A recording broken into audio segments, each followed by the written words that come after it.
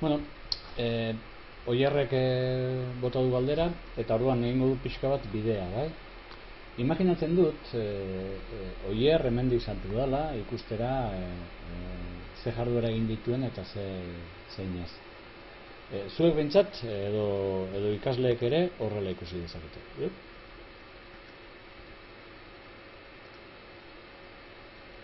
Bai, jarduera osaketa, eta hemen zaudete ikastarako kide guztiak eta ikastarako jarduera guztiak. X-arekin edo markatuta daudenak horiek eginda daude. Horan, hemen begiratzen baduzue badirudi Oierrek guzti hauek ez dituela egin. Eta berak dio batzuk egin dituela. Egia da, batzuk gaizki konfiguratuta zeuden, adibidez hau, ematen zion egin gabe bezala, eta egina zeukan. Ongi konfiguratu dut eta hori egin behar izan dut, 4 edo 5 jardueretan. Baina hala eta guztiz ere, oie, konponduta ere, hainbat eta hainbat utxune geratzen dira, ezta? Orduan, arrazoiak askotariko izan daitezke, bata. Hemen dauden jarduera batzuk, ikaslei askotan gertatuko zaie batez ere ikastaro zaharretan, joan gara gauza jartzen, eta orduan, halako txurro luze bat geratzen zaie, eta gauza asko ez dituzte egin behar, nahiz eta zerrendan egon. Hemen agertzen badira ere, beraien programazioetan ez daude, beraz, sekula ez dira markatuta agertuko. Orduan, hori kontutan hartu, erreparo hori eduki, C bat, B bat, B2, ikastaroekin batez ere, horiek zarra dira, eta horietan material pilaketa handia dago.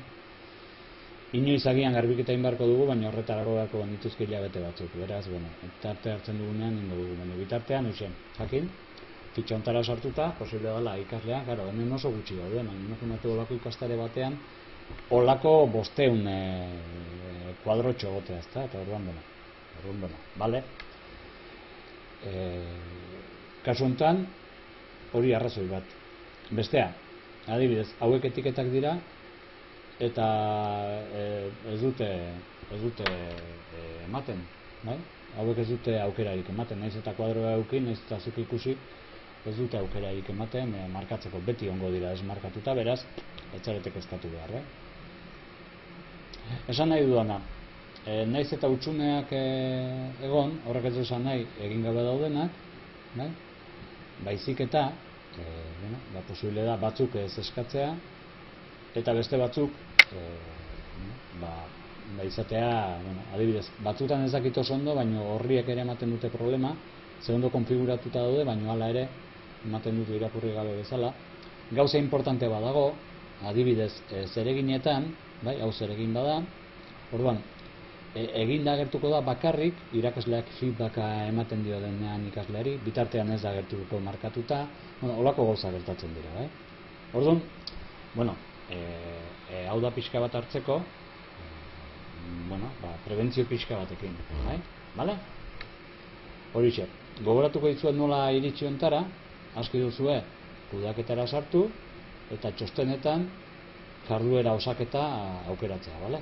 Orduan, hor ikusiko duzue, ikastarokide guztien jarduera txostena zertan den, bale?